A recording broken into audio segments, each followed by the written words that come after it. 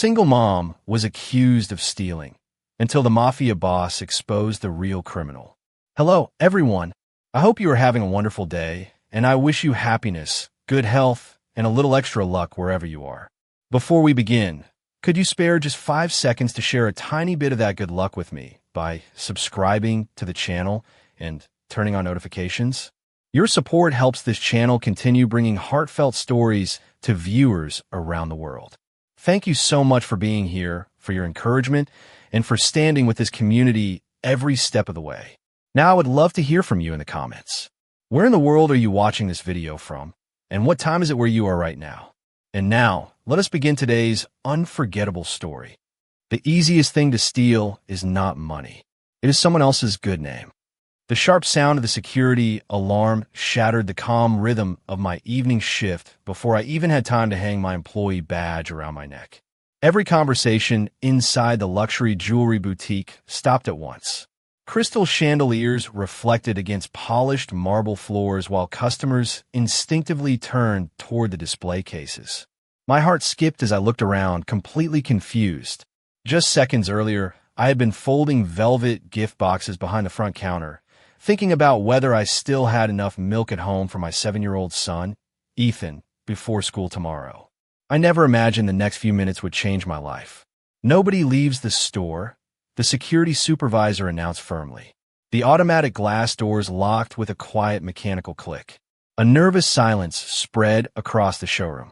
Wealthy customers exchanged impatient glances while several employees froze exactly where they stood. My manager hurried toward the center display, where an expensive diamond necklace had been showcased only moments before. The empty velvet stand stared back at all of us. "It is gone," she whispered. "Someone took it." My stomach tightened immediately. I had worked at Sterling Jewelers for nearly 3 years. Long shifts, weekend overtime, holiday sales. Every paycheck mattered because every dollar helped keep a roof over Ethan's head. I could not afford mistakes. I certainly could not afford suspicion. The security supervisor began checking everyone one by one. Handbags, shopping bags, employee lockers. Nobody complained because everyone understood the value of the missing necklace. It was worth more than I earned in several years. Ethan sat patiently in the small waiting area near the front entrance with his favorite dinosaur book resting on his lap. He always waited there after school until my shift ended. Every few minutes he looked up and smiled at me through the crowd, completely unaware that something terrible was unfolding. Then everything changed. "Olivia," my manager called. Her voice sounded different now, colder, more uncertain. "Could you come over here?" Every eye followed me as I slowly walked across the showroom floor. The security supervisor held a tablet displaying footage from one of the surveillance cameras. He tapped the screen once before turning it toward everyone nearby. There I was, standing alone beside the necklace display, less than 5 minutes before the alarm sounded. The angle made it appear as though I had reached toward the showcase immediately before walking away. I stared at the screen in disbelief. "That is not what happened," I said quietly. I was organizing the inventory list beside the display. My explanation disappeared beneath growing whispers from the customers. Someone pulled out a phone. Another person began recording. A woman wearing an expensive designer coat folded her arms. She was the last employee near the case, she said confidently, as though the entire mystery had already been solved. My cheeks burned with humiliation. "Please," I said, trying to steady my voice. "You have to check every camera, not just that one." The supervisor looked at me without hostility, but also without trust. "We will examine everything," he replied. "Until then, nobody leaves." I turned toward Ethan. He had closed his book. His small face was filled with confusion instead of fear. "Mom," he asked softly through the glass doors. "What is happening?" I forced a smile that felt impossible to hold together. "Everything is going to be okay." But as I looked around the room and saw strangers already deciding who I was without hearing a single word of my story, I realized that the first thing disappearing that evening was not the necklace. It was my reputation. The room grew quieter with every passing second, yet the silence somehow felt louder than the alarm had been. I could hear nothing except the steady beating of my own heart and the faint hum of the display lights above the jewelry cases. Nobody looked at the empty showcase anymore. They looked at me. It was amazing how quickly strangers could become a jury. The security supervisor asked everyone to remain calm while another employee began reviewing additional surveillance footage from the control room. I wanted to believe the truth would appear within minutes. Instead, every new camera angle seemed to make my situation worse. One recording showed me walking beside the diamond display shortly before the necklace disappeared. Another showed no one else approaching the case for nearly 2 minutes afterward. The missing moments between those recordings felt painfully incomplete, yet nobody seemed interested in asking why they did not perfectly match. "Miss Parker," my manager said, folding her arms across her blazer, "have you entered the display area at any point this afternoon?" I nodded honestly. "Yes. Around 4 o'clock, I replaced the inventory cards after a customer asked about another necklace." "Were you alone?" "For less than a minute." She exchanged a quick glance with the security supervisor. That single look felt heavier than any accusation spoken aloud. I realized they were no longer gathering information. They were looking for confirmation. Behind the locked glass entrance, Ethan stood on the tips of his sneakers, trying to see past the adults gathered around me. His small backpack rested on the floor beside him. Usually, he spent that time reading comic books or finishing homework while waiting for my shift to end. Today, he simply watched his mother surrounded by strangers who no longer smiled at her. A customer shook his head as he whispered to the woman standing beside him, "You never really know people." Another answered quietly, "She looks so nice too." Their words reached me clearly enough. I wanted to tell them that kindness did not disappear because someone pointed a finger. I wanted to remind them that suspicion was not proof. Instead, I remained silent because I had already learned something important. The louder I defended myself, the more convinced they seemed that I had something to hide. One of the younger sales associates stepped closer to my manager and spoke softly enough that she probably thought I could not hear. "Olivia stayed late several nights this week. Maybe she planned this." My chest tightened. Those late nights had nothing to do with jewelry. Ethan had needed new school shoes, and I had volunteered for every extra shift available. Suddenly, every sacrifice I had made for my son was being rewritten into evidence against me. Then the security supervisor returned carrying a small sealed evidence bag. Inside rested a white employee glove. He placed it carefully on the counter. "This was found behind the storage shelves," he explained. "It belongs to the evening inventory team. Every employee, including me, used identical gloves while handling expensive jewelry. There was nothing unusual about that. Yet several people immediately looked toward me again. Those gloves could belong to anyone," I said calmly. "Exactly," he replied, "which is why we are still investigating." His words were professional, but the atmosphere inside the boutique had already shifted beyond reason. Outside the glass entrance, Ethan pressed one small hand against the door. Our eyes met across the crowded showroom. He did not ask whether I had taken the necklace. He already knew the answer. Children often trusted the people they loved more than adults trusted the truth. I smiled at him again, even though my hands had begun trembling. Just then, the automatic doors unlocked with a quiet electronic click. A tall man wearing a perfectly tailored charcoal overcoat stepped inside, accompanied by 2 associates who remained several steps behind him. The conversations stopped almost instantly. Nobody had expected another customer, and nobody noticed that before he spoke a single word, his gray eyes had already begun studying everything everyone else had failed to see. The stranger did not ask what had happened. He did not demand an explanation. He simply stood near the entrance, quietly observing the room with the patience of someone who understood that people often revealed more in silence than in conversation. His charcoal overcoat rested perfectly across broad shoulders, and as he removed a pair of black leather gloves, I caught a glimpse of dark tattoo, ink disappearing beneath the cuff of his white shirt. He looked no older than his mid-30s, calm, composed, and completely untouched by the nervous energy filling the boutique. The security supervisor immediately recognized him. "Mr. Brooks," he said respectfully, straightening his posture. "I apologize for the inconvenience. We are dealing with an internal investigation." The man gave a polite nod. "So I gathered. His voice was low, controlled, and impossible to ignore. Will this delay our scheduled appointment? My manager hurried forward with an anxious smile. Only for a few minutes, Mr. Brooks. One of our employees is being questioned regarding a missing necklace.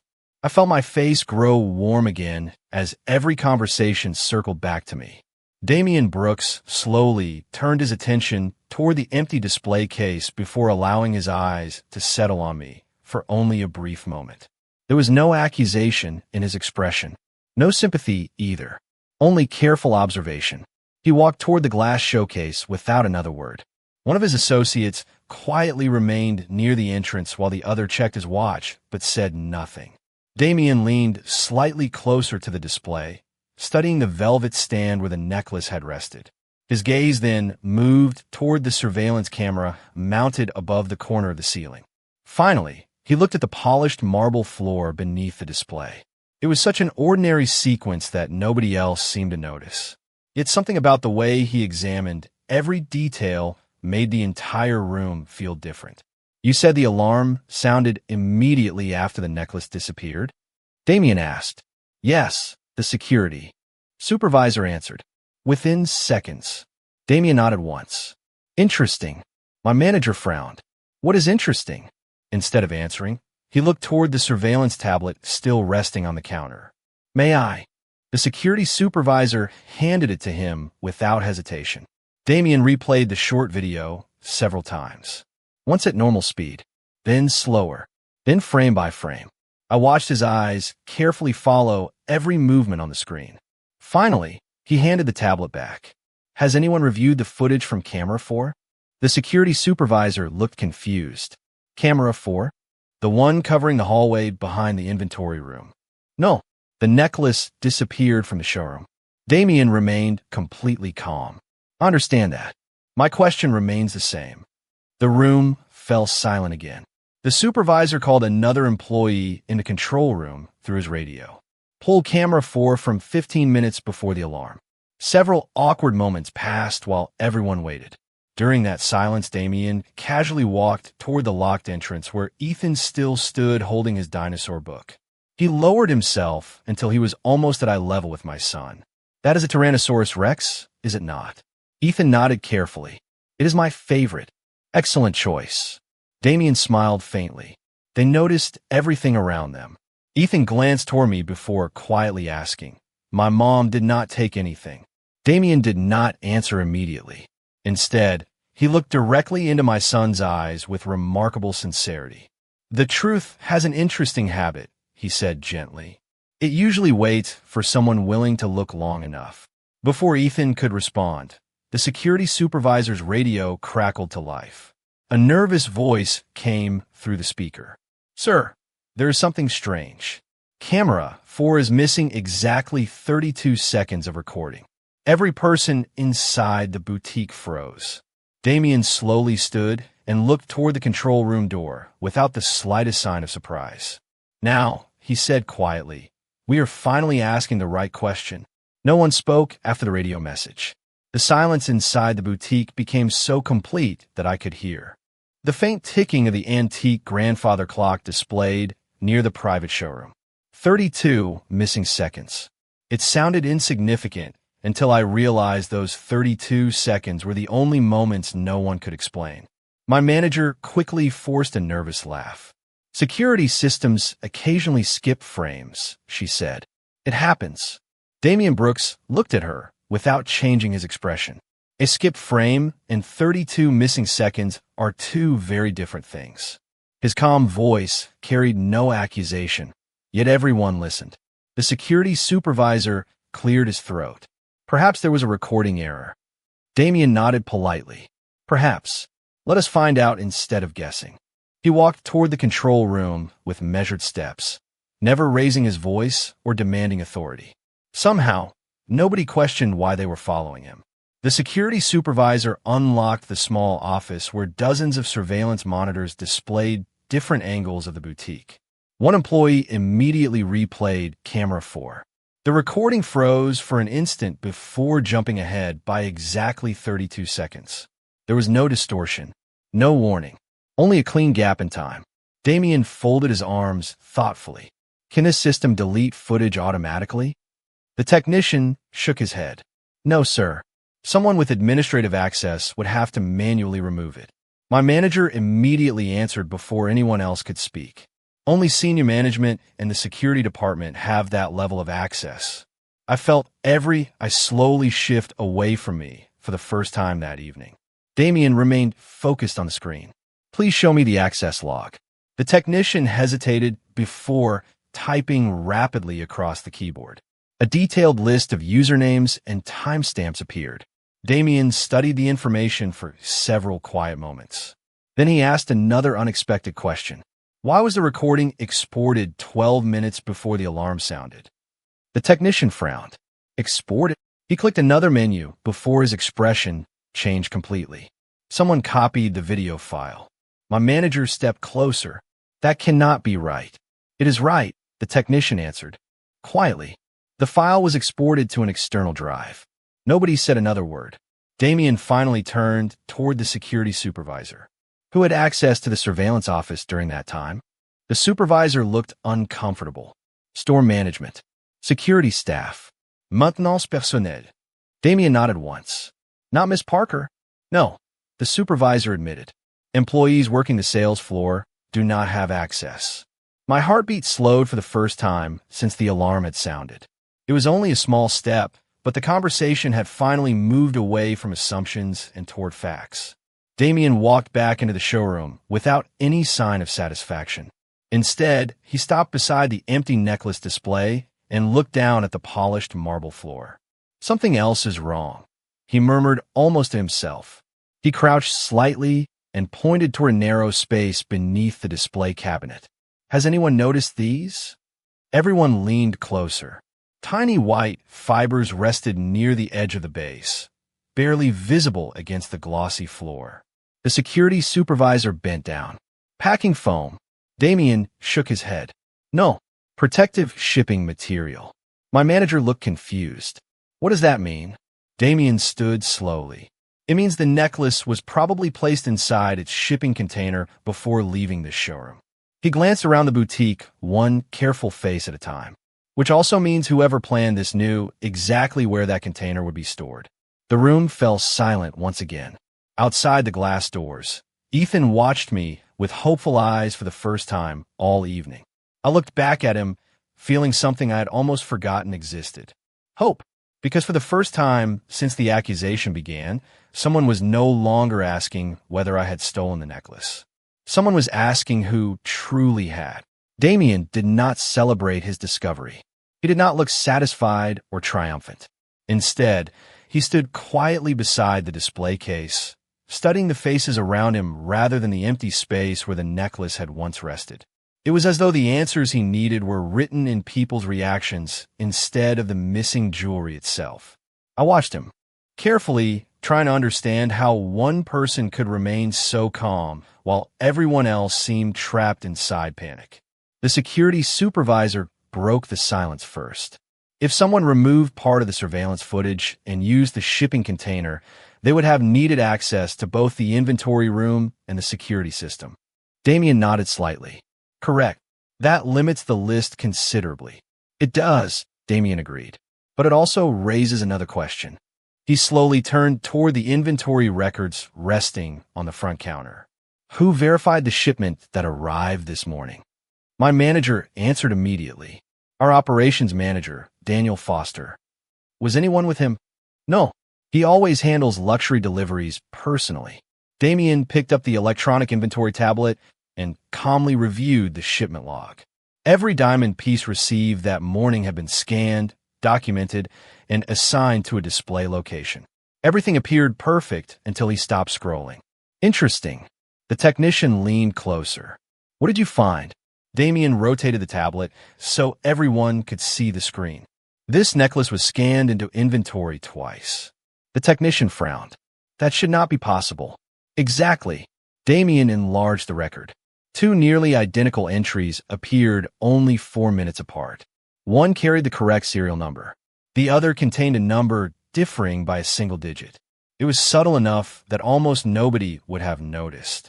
Could that simply be a typing mistake? my manager asked. Damien looked at her calmly. If it were, the system would reject the duplicate entry. Instead, someone manually created a second inventory record. The technician's fingers moved quickly across the keyboard again. He is right, he admitted quietly. This entry bypassed the automatic verification process. The room fell silent once more. Damien placed the tablet back on the counter. Someone wanted this necklace to exist twice on paper, but only once in reality.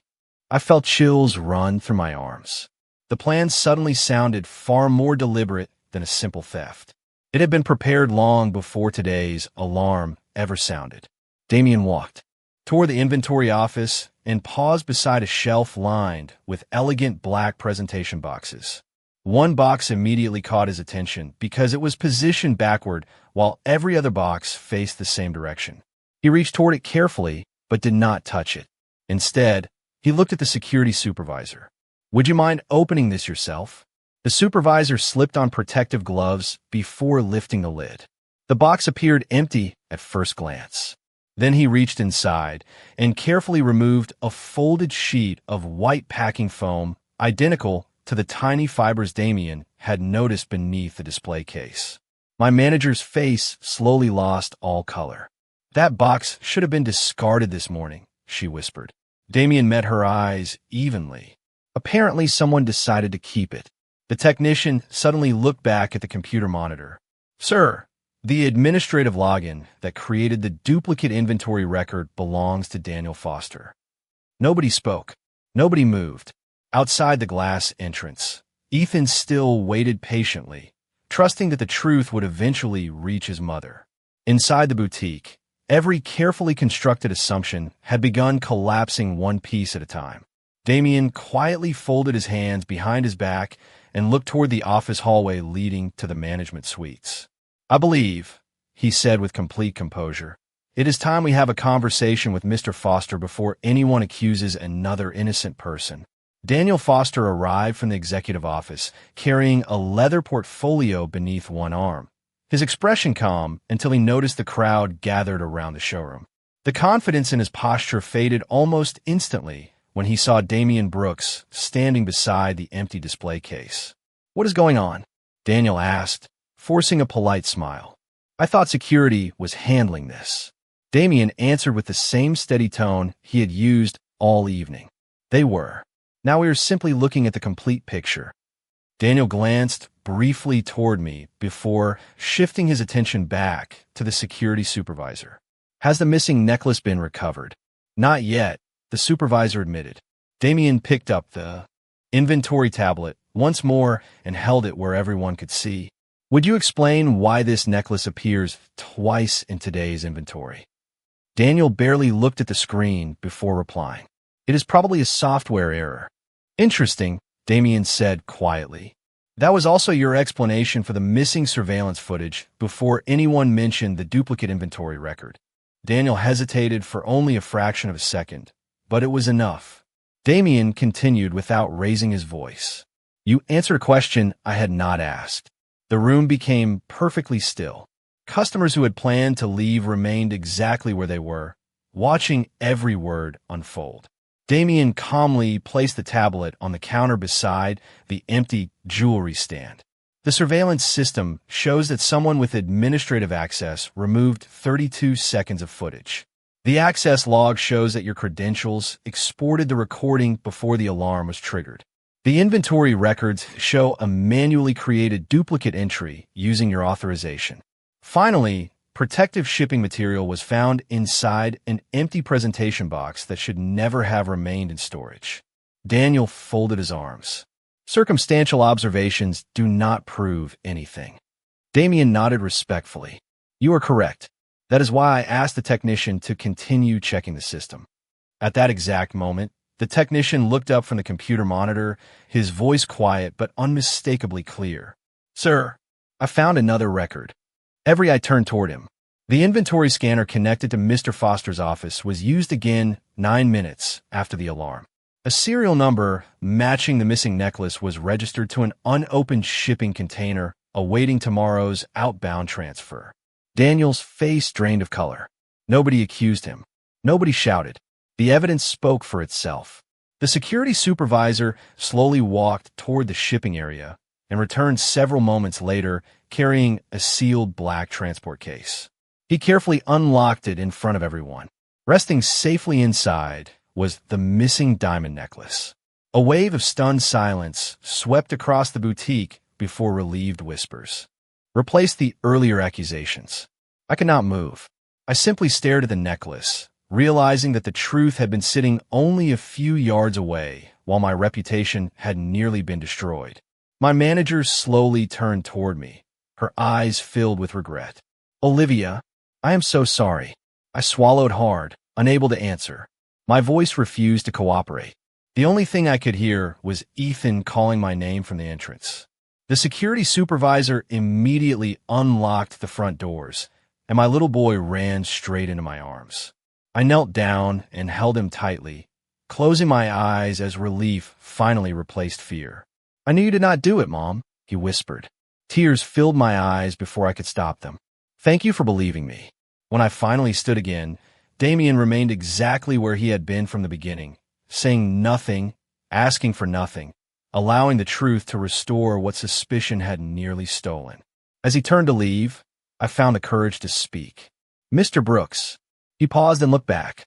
"Thank you for seeing what everyone else refused to see." For the first time that evening, a faint, genuine smile appeared on his face.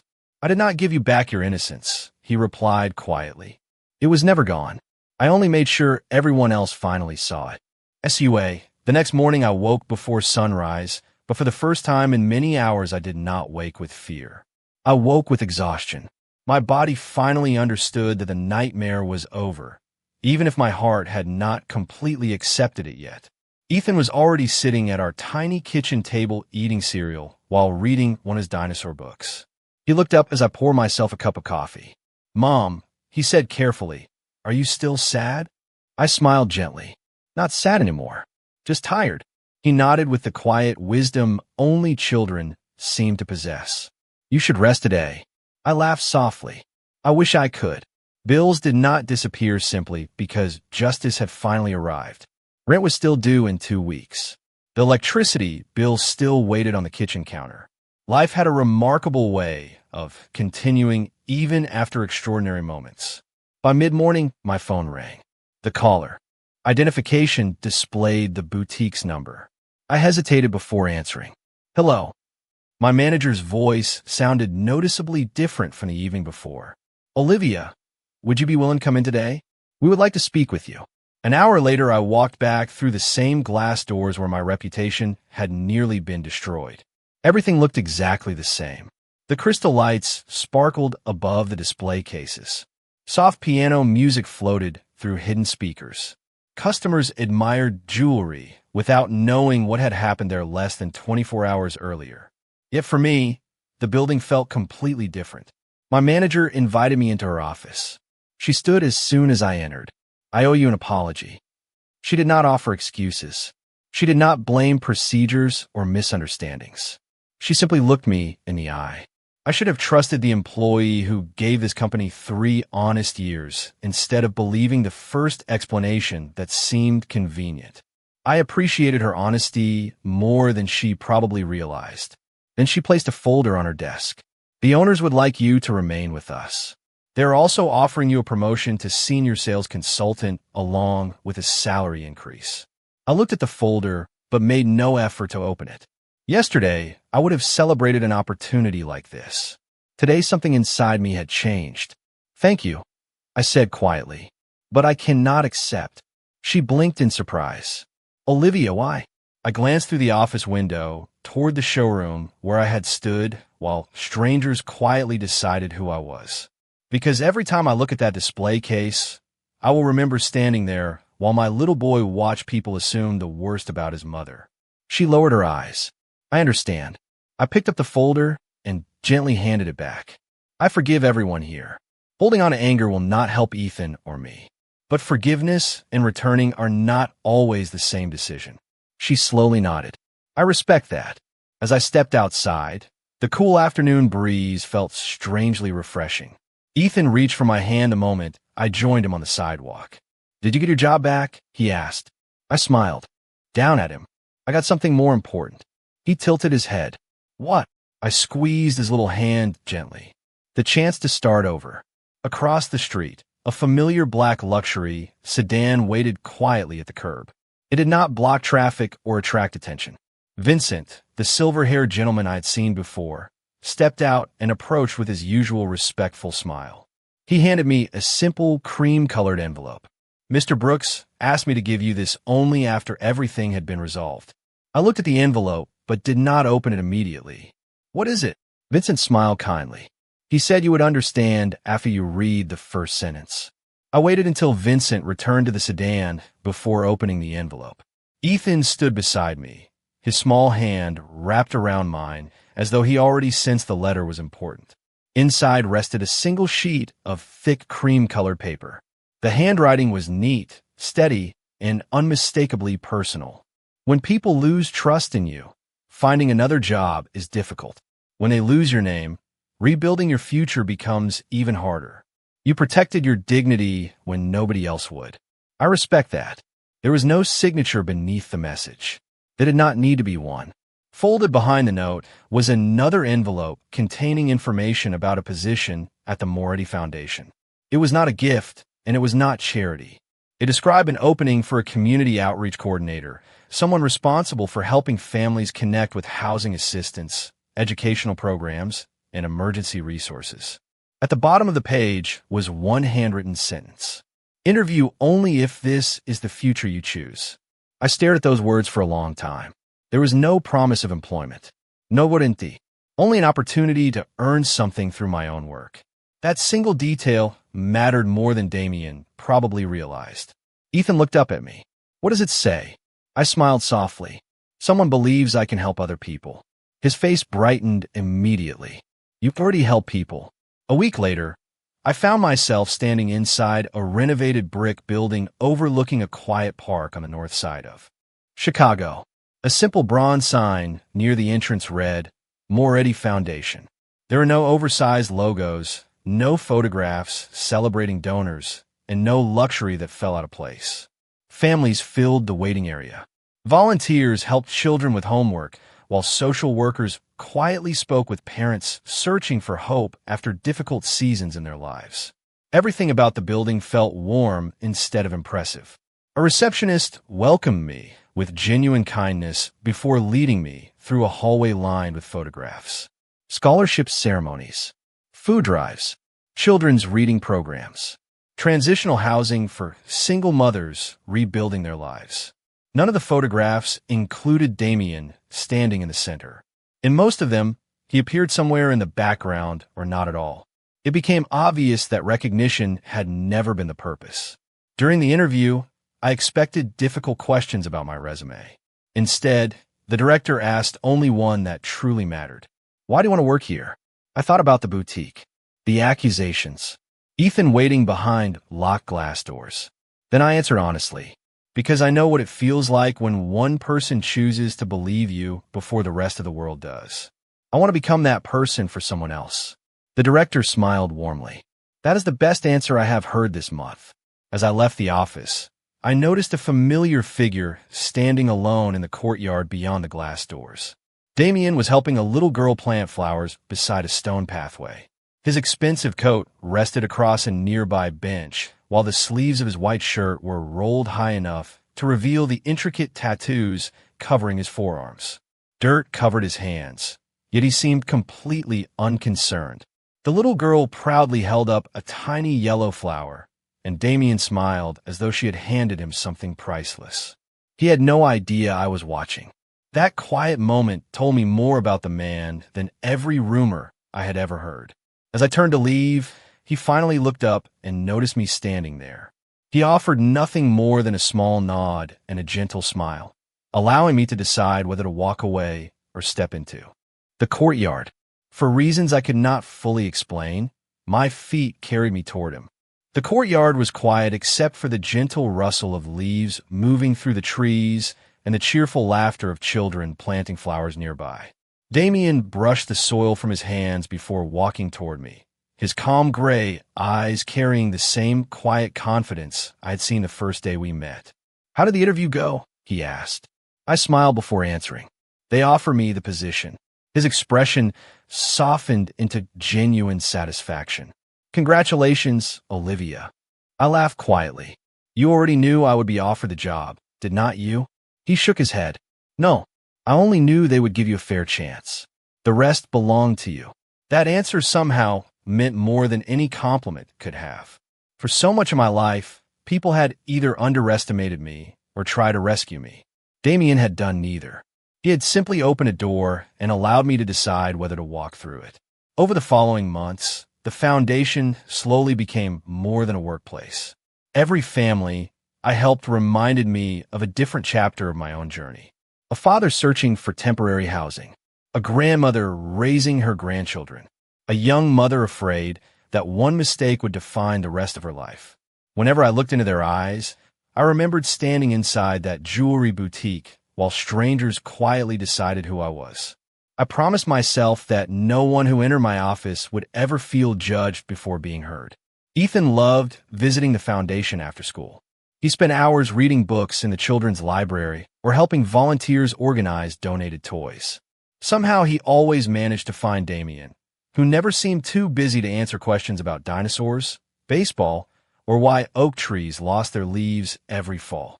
Watching the two of them together became one of my favorite parts of each week. One crisp autumn evening, nearly a year after everything had changed, the foundation hosted a small celebration for families who had completed housing and employment programs. String lights glowed above the courtyard while children laughed between picnic tables covered with homemade desserts. There were no reporters, no speeches about success, and no grand displays of wealth. Only ordinary people celebrating extraordinary second chances. As the evening drew to a close, Ethan ran toward the playground with his friends, leaving Damien and me standing beneath a large maple tree whose golden leaves drifted slowly around us. "You know," I said quietly, "I used to believe that the worst thing someone could steal was money." Damien looked at me with patient curiosity. I smiled. Then I learned it was much easier to steal someone's reputation, and much harder to give it back. He nodded thoughtfully. "That is why truth deserves people willing to protect it." We stood together in comfortable silence before he reached into the pocket of his coat and removed a small silver key. "What is that?" I asked. "The bookstore on Oak Street finally became available." I looked at him in surprise. "The one you once said always smelled like old stories and fresh coffee." He smiled. "Yes." My heart skipped. "You remembered that?"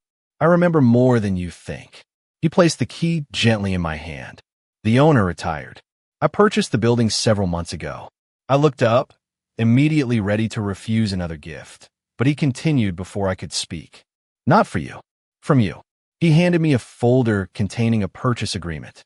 Every page listed my name, monthly payments, fair market value, no hidden conditions, no discounts, only an opportunity to build the dream I had once mentioned in passing. Tears filled my eyes. "You believed I could do this. I believed you already had." I stepped closer and, with quiet certainty instead of hesitation, placed a gentle kiss against his cheek. He smiled, resting his forehead lightly against mine for a brief moment filled with gratitude, trust, and hope. Across the courtyard, Ethan waved excitedly for us to join him, and we walked toward him side by side.